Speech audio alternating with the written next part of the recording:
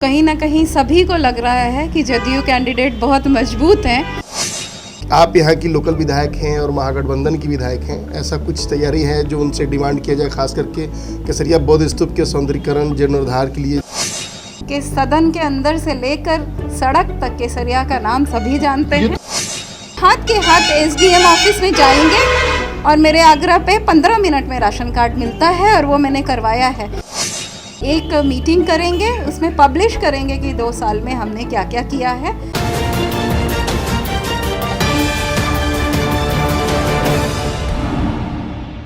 नमस्कार, मैं हूं अफसर कमाल और आप देख रहे हैं एचटीवी न्यूज़। बिहार में फिर से उपचुनाव का बिगुल बज चुका है और कुरहनी विधानसभा उपचुनाव में महागठबंधन ने जदयू से मनोज कुशवाहा को अपना उम्मीदवार बनाया है। इस वक्त इन तमाम मुद्दे पे बात करने के लिए हमारे साथ मौजूद हैं केसरिया से जनता दल यूनाइटेड की विधायक शालिनी मिश्रा। आइए हम इनसे सीधा सवाल करते हैं और जानने की कोशिश करते हैं कि इस चुनाव को लेकर क्या कुछ तैयारी है जनता दल यूनाइटेड और महागठबंधन की। एचटीवी न्यूज़ में आपका स्वागत है। बहुत बहुत धन्यवाद। कहना ये कि महागठबंधन के खाते में महागठबंधन ने जो अपना उम्मीदवार दिया वो जेडीयू के खाते से उम्मीदवार है मनोज कुशवाहा। कुरहनी अभी आप पता नहीं गए कि नहीं है, लेकिन वहाँ पे काफ़ी सारा चैलेंज है। एमआईएम ने भी वहाँ कैंडिडेट दिया है, वीआईपी में ने दिया है। जो आपका जो कैडर वोट है, जो बेस वोट है महागठबंधन, उसमें सेंधमारी करने की कोशिश हो रही है। देखिए, जब लोगों को लगता है कि चैलेंज है तभी उसमें से सेंधमारी होती है। तो कहीं ना कहीं सभी को लग रहा है कि जदयू कैंडिडेट बहुत मजबूत हैं, इसलिए जदयू को कमज़ोर करने के लिए लोग कैंडिडेट्स दे रहे हैं। लेकिन जो मजबूत कैंडिडेट होता है, जो मजबूत गठबंधन होता है, हमेशा वही ही उभर के आता है और मैं जीत के प्रति पूरी तरह से आश्वस्त हूँ। और आपकी जानकारी के लिए श्री मनोज कुशवाहा जी माननीय पूर्व मंत्री हैं, पूर्व विधायक नहीं, पूर्व मंत्री भी रह चुके हैं। काफ़ी दमखम है उनमें, काफ़ी ज़्यादा ज़मीन से जुड़े हुए हैं।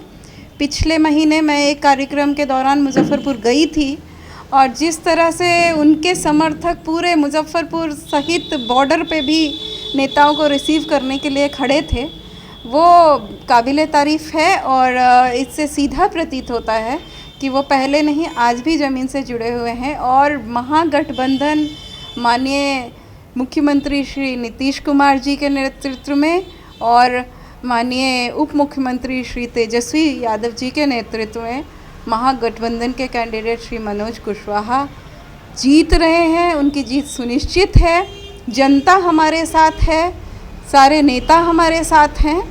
बीजेपी को कैंडिडेट देना है, दे रहे हैं। बाकी कैंडिडेट्स तो मुझे लगता है धीरे धीरे समझ जाएंगे कि जदयू को जिताना है तो वो अपने मनोज कुशवाहा को 2020 में पार्टी ने मीनापुर भेजा था वहाँ से टिकट देकर, लेकिन काफ़ी वहाँ विरोध हुआ जिसके वजह से उन्होंने टिकट वापस किया था।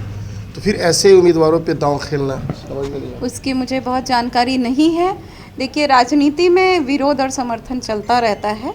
कुछ लोगों ने विरोध किया होगा, मैं भी यहाँ हूँ, मेरा भी विरोध हो सकता है, मेरा भी विरोध हुआ था, तो वो सब चलता रहता है। ये तो राजनीति के 2 पहलू हैं, समर्थन और विरोध, तो वो तो चलता रहता है। इससे आप नहीं आकलन कर सकते हैं कि कैंडिडेट कैसे हैं।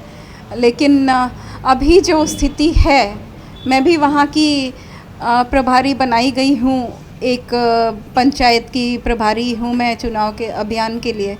तो जो स्थिति है काफ़ी मजबूत है और हम लोग बिल्कुल जीतेंगे। लिख के रख लीजिए, हम लोग जीतेंगे। अभी जो है, जब से आप जेडीयू बीजेपी का साथ छोड़ के आरजेडी और कांग्रेस का साथ लिया, तब से कहा यह जा रहा है कि जो 2 उपचुनाव हुआ वो एक प्रयोगशाला था इस नए गठबंधन के लिए। गोपालगंज और आपको मोकामा, तो गोपालगंज में आपकी कैंडिडेट जो महागठबंधन के कैंडिडेट थे वो हार गए और वहाँ पे ये कहा जा रहा है कि नीतीश कुमार का जो नया जो उन्होंने गठबंधन लिया उसको पब्लिक एक्सेप्ट करने को तैयार नहीं है। और दूसरा ये कहा जा रहा है कि एमआईएम ने भी वह खेल दिया है।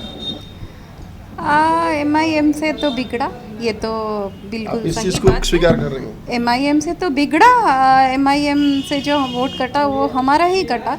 लेकिन इससे आप ये नहीं आकलन कर सकते हैं, क्योंकि आप देखें जिस तरह से 30,000 प्लस वोट से बीजेपी पिछली बार जीती थी गोपालगंज विधानसभा, इस बार मुश्किल से लगभग 2,000 वोट से जीत पाई। उससे आप बिल्कुल समझ सकते हैं कि क्या हालत रही। और सहानुभूति वोट भी एक चीज़ होती है जिसकी वजह से भी हुआ। तो ये तो जनता मालिक होती है, जनता ने सोचा किसको वोट देना है। लेकिन जीत का अंतर इतना कम था, लास्ट मिनट तक दोनों कैंडिडेट की सांसें रुकी हुई थी कि कौन जीत रहा है, कौन हार रहा है। तो अंतर काफ़ी कम था। उससे आप समझ सकते हैं कि जनता हमारे साथ है।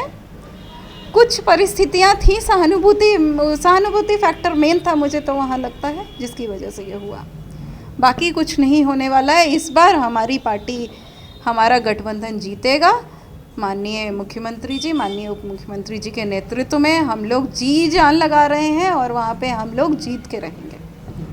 जैसे आज तेजस्वी यादव का कार्यक्रम पिछले 2 दिनों से चल रहा है, चंपारण की यात्रा पे है। चंपारण के विभिन्न पर्यटन स्थल का वो समीक्षा कर रहे हैं, निरीक्षण कर रहे हैं, और इसी यात्रा में आज उनको केसरिया भी आना है। जैसे कि अभी खबर मिल रही है कि अभी केसरिया आ रहे हैं। आप यहाँ की लोकल विधायक हैं और महागठबंधन की विधायक हैं, ऐसा कुछ तैयारी है जो उनसे डिमांड किया जाए, खास करके केसरिया बौद्ध स्तूप के सौंदर्यीकरण, जीर्णोद्धार के लिए, जो पिछले 22-23 साल से इसका इंतजार कर रहा है? केसरिया बौद्ध स्तूप का जीर्णोद्धार आपको भी पता होगा, माननीय मुख्यमंत्री जी की पहल पे पिछले 6 महीने से शुरुआत इसकी हो चुकी है और उसका रिस्टोरेशन का काम चल रहा है, खुदाई का काम चल रहा है, 3रे फ्लोर पे काम चल रहा है उसके रिस्टोरेशन का। आप जाके देखेंगे अंदर तो आपको दिखेगा। और वहाँ जो सड़क नहीं थी चलने के लिए वो भी बन चुकी है सड़क, चारों तरफ से भी सड़क बनने वाली है। उसके पहले थोड़ी और खुदाई बाकी है, इसलिए सड़क नहीं बन रही है स्तूप के चारों तरफ। एक गार्डन भी बनने वाला है, काफ़ी कुछ हुआ है। सामने पर्यटन भवन जो है उसका भी अप्रोच रोड नहीं था, वो भी बन के तैयार है। तो मुख्यमंत्री जी काफ़ी कर रहे हैं, माननीय उप मुख्यमंत्री जी आ रहे हैं, तो हम लोग उनको फिर से कहेंगे कि अपनी तरफ से भी वो पहल करें ताकि हम लोगों को केसरिया को जितना मिल सकता है उतना मिले। और पर्यटन को बढ़ावा बिल्कुल देना चाहिए। विश्व का सबसे ऊंचा बौद्ध स्तूप हमारे केसरिया में है, तो उसको बढ़ावा देना बहुत ज़रूरी है। मेरी भी पहली प्राथमिकता रही है और मुझे खुशी है कि ये आप ही कह रहे हैं पिछले 22-23 सालों से नहीं हुआ था, ये पिछले 6 महीने से शुरू हो गया। तो इसमें काफ़ी ज़्यादा माननीय मुख्यमंत्री जी ने संवेदनशीलता दिखाई, माननीय प्रभारी मंत्री श्री सुनील कुमार जी ने दिखाई। अब मैं आशा करती हूँ माननीय उप मुख्यमंत्री जी भी इस पे पहल करेंगे। पिछले 2 साल हो गए आपको विधायक चुनकर गए हुए केसरिया से। केसरिया के लोगों का ये, जिसे खास करके मैं अब विपक्ष की बात करूं, जो आपके अपोजिशन लोग हैं, उन्होंने कि अभी तो कुछ दिख नहीं रहा पिछले 2 सालों में। अभी आपने कहा बौद्ध स्तूप की बात, 22-23 साल क्या 25 साल से भी कुछ नहीं हुआ था वहाँ।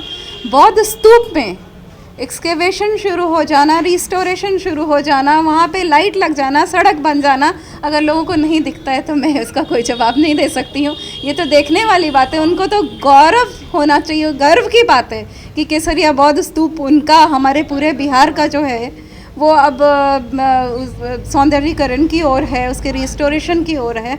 तो ये तो सबसे पहली चीज़ तो यही है, दिख नहीं रहा है। देखने के लिए उन लोगों को आग्रह है, जितने लोग यहाँ हैं आपको भी आग्रह है, आप लेके जाएं, उन लोगों को दिखाएं जो लोग कहते हैं कुछ नहीं हुआ है वो।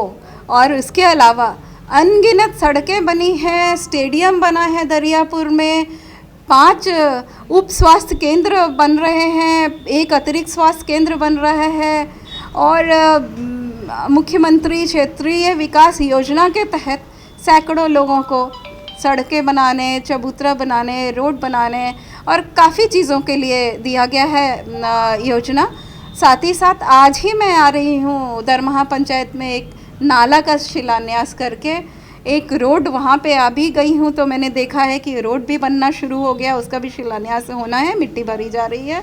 तो सामुदायिक भवन कई सारे बने हैं महादलित बस्ती में, और भी लाइन में हैं। तो केसरिया विकास की ओर है पिछले 2 साल में, और आने वाले समय में आप देखेंगे पूरे बिहार के मानचित्र पे अभी भी विधानसभा के सदन के अंदर से लेकर सड़क तक केसरिया का नाम सभी जानते हैं। ये तो चर्चा होती है कि मैडम तो विधानसभा में सवाल उठाती हैं लेकिन धरातल पे दिखता नहीं है। ये बिल्कुल गलत बात है। आंकड़े चाहिए तो लोग ले सकते हैं मेरे से। विधानसभा में जब सवाल उठता है, हमारी सरकार इतनी तत्पर है, आपको खुशी होगी ये जान के कि मैंने जितने सवाल उठाए हैं उसमें से 30 से 40% काम होना शुरू हो गया है। उसमें केसरिया बौद्ध स्तूप का सौंदर्यीकरण है, केसरिया पर्यटन स्थल, पर्यटन भवन का अप्रोच रोड है, ये आप जानते हैं कि हमने किया था।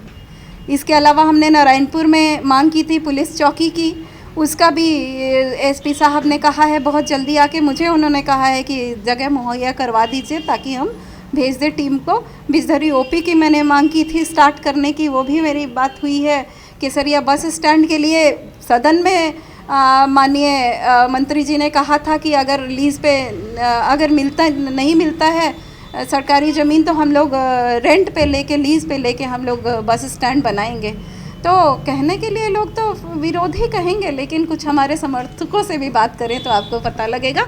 और बहुत जल्दी हम लोग एक मीटिंग करेंगे, उसमें पब्लिश करेंगे कि 2 साल में हमने क्या क्या किया है, सबों को समझ में आ जाएगा। और सबसे बड़ी बात आपको जान के बहुत खुशी होगी और हम सबों को गर्व भी होगा कि केसरिया विधानसभा ही नहीं, जहाँ से भी लोग मुख्यमंत्री चिकित्सा अनुदान के लिए मेरे पास आते हैं, हमारे ऑफिस में उनके लिए चिट्ठी बन के तैयार है, उनका नाम पता लिख के उनकी अनुशंसा की जाती है।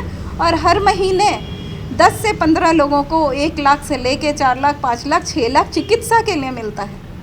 ये लोगों को पता भी नहीं होता है। और विधानसभा में, और हमारे विधानसभा में तो पूरे बिहार के लिए कोई भी आके कर सकता है। ये हम लोगों को एक बहुत अच्छा मौका है लोगों की सेवा करने का, और ये भी हो रहा है। उसका भी ये कोई बनावटी बात हो ही नहीं सकती है, क्योंकि लिस्ट आप भी निकाल सकते हैं सरकार के पोर्टल से कि कितना हुआ है। तो काफ़ी आत्मसंतुष्टि होती है जब लोगों की मदद होती है।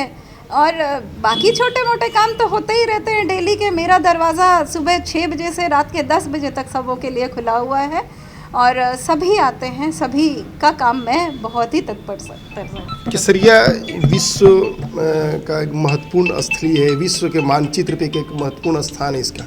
लेकिन जो केसरिया को जो मकाम होना चाहिए, जो मतलब महत्व मिलना चाहिए, वो अभी तक मिला नहीं है। आपसे पहले कई विधायक है, बहुत सारे वादे हुए, बहुत सारे हसीन सपने दिखाए गए, लेकिन ज्यों का त्यों रहा। आपके पिता भी 4 बार सांसद रहे, उन्होंने काम किया और एक ऑनेस्ट लीडर के रूप में उन्हें लोग जानते हैं। इसी तरह आपसे भी लोग उम्मीद है करते हैं। और आने वाला 3 साल अभी बाकी है। इस 3 साल में आगे क्या प्राथमिकता होगी केसरिया के लिए, ये हम आखिरी कमेंट आपसे जाएं। मेरी सबसे बड़ी प्राथमिकता है बौद्ध स्तूप का और ज़्यादा विकास, साथ ही साथ पर्यटन भवन का स्टार्ट होना, ताकि पर्यटक जो आते हैं वो उसमें रह सकें। वो अभी शुरू नहीं हुआ है। माननीय मुख्यमंत्री जी से डेट लेने की बात हो रही है। अगर वो नहीं आ पाएंगे तो हम लोग ऑनलाइन उसका उद्घाटन करवाएंगे, लेकिन बहुत जल्द उसको शुरू करवाएंगे। उसके बाद मेरी दूसरी प्राथमिकता है, केसरिया में बहुत दिनों से मांग चल रही है इसकी, हमारा जो रघवा नाला है और कल्याणपुर में सुमौती नदी है, उसकी उराही की मांग चल रही है। उसकी भी मांग मेरी है और वो भी मेरी प्राथमिकता की लिस्ट में है, ताकि जल जमाव कम से कम हो। तीसरा, बांध का सुदृढ़ीकरण हमने कराया है। आपने देखा होगा जब 2020 में बाढ़ आई थी, उस समय में कम पानी छोड़ा गया था, फिर भी बांध टूटा था भवानीपुर में। इस बार उससे कहीं ज़्यादा पानी छोड़ा गया, फिर भी बांध टूटा नहीं। लोगों ने बाढ़ नहीं झेला। तो बांध का सुदृढ़ीकरण लगातार होता रहता है और वो होगा। अभी कढ़ान में कटाव हो रहा था, मैंने उसका भी एस्टीमेट भिजवाया, कटाव से बचाया गांव को, नहीं तो गांव डूबने वाला था। आप पूछ सकते हैं लोगों से। और उसका भी एस्टीमेट गया है, वो परमानेंट रिस्टोरेशन उसका होगा ताकि कटाव नहीं हो। तो मेरी प्राथमिकता में बौद्ध स्तूप, रघवा नाला, सुमौती नदी के साथ साथ है कि लोगों को बाढ़ से जितना हम बचा सकते हैं। एक और सवाल, महत्वपूर्ण सवाल है कि केसरिया प्रखंड क्षेत्र में खास करके राशन दुकानदारों से लोगों को बहुत शिकायत है। लोग जाते हैं, वहाँ राशन मिलता नहीं है, कभी फिंगर का मामला होता है, किसी का नाम नहीं होता है, जो जिसके हकदार हैं उनको मिलता नहीं, वापिस आते हैं। ये समस्या आपके पास भी आता होगा, तो इसके निदान के लिए कुछ आपने पहल किया? ये समस्या दिनों दिन काफ़ी कम हुई है मेरी पहल पे। आपको याद होगा जब मैं चुनाव जीत के आई थी, उसके बाद हर जगह पे जांच चल रही थी, कई बार जांच हुई और धीरे धीरे अब ये कंप्लेन आना बंद हो गया है। राशन की कालाबाजारी बंद हो गई है हमारे विधानसभा में। गर्व के साथ मैं कह सकती हूँ हमारे विधानसभा में राशन की कालाबाजारी बिल्कुल नहीं होती है, ज़ीरो हो गई है। प्लस राशन मिलने में भी जो कठिनाइयाँ आ रही थी कम हुई है। फिर भी कुछ है तो आप मेरे संज्ञान में ला सकते हैं, मैं उसका तुरंत समाधान करूंगी। अब तो हमारे यहाँ ये हो रहा है कि हाथ के हाथ राशन कार्ड भी मिल रहा है लोगों को। अगर किसी को राशन कार्ड नहीं है, किसी का नाम परिवार में कहीं भी नहीं है उसके परिवार का, तो आप हाथ के हाथ SDM ऑफिस में जाएंगे और मेरे आग्रह पे 15 मिनट में राशन कार्ड मिलता है और वो मैंने करवाया है। एक चीज़ और मैं भूल गई, लोगों को पर्चा, भूमिहीन लोगों को पर्चा के लिए केसरिया विधानसभा एक अकेला विधानसभा है जहाँ कैंप लगा के लोगों को, भूमिहीन लोगों को पर्चा बंटवाया जाता है। पिछले हफ्ते 18 तारीख को शायद, या मुझे ध्यान नहीं है, 13 या 18 तारीख को मैं गई थी अरे राज अनुमंडल में केसरिया विधानसभा के 3 पंचायत संग्रामपुर के, वहाँ पे उन लोगों को पर्चा बांटा हमने भूमिहीनों को, उनको ज़मीन की दखल दी जा रही है। और उसके बाद कल भवानीपुर, उत्तरी भवानीपुर पंचायत में भी काफ़ी आवेदन आए हैं। कैंप लगा के हम लोग भूमिहीनों को पर्चा बांटने के लिए उसका सर्वे करवा रहे हैं, काम करवा रहे हैं, और एक एक पंचायत में हम लोग कैंप लगवाएंगे और भूमिहीनों को पर्चा दिलवाएंगे। ये भी मेरी प्राथमिकता के लिस्ट में है। STV न्यूज़ से बात करने के लिए बहुत बहुत शुक्रिया। STV न्यूज़ पे इस तरह की तमाम प्रोग्राम और डेली बुलेटिन देखने के लिए देखते रहिए STV न्यूज़। नमस्कार।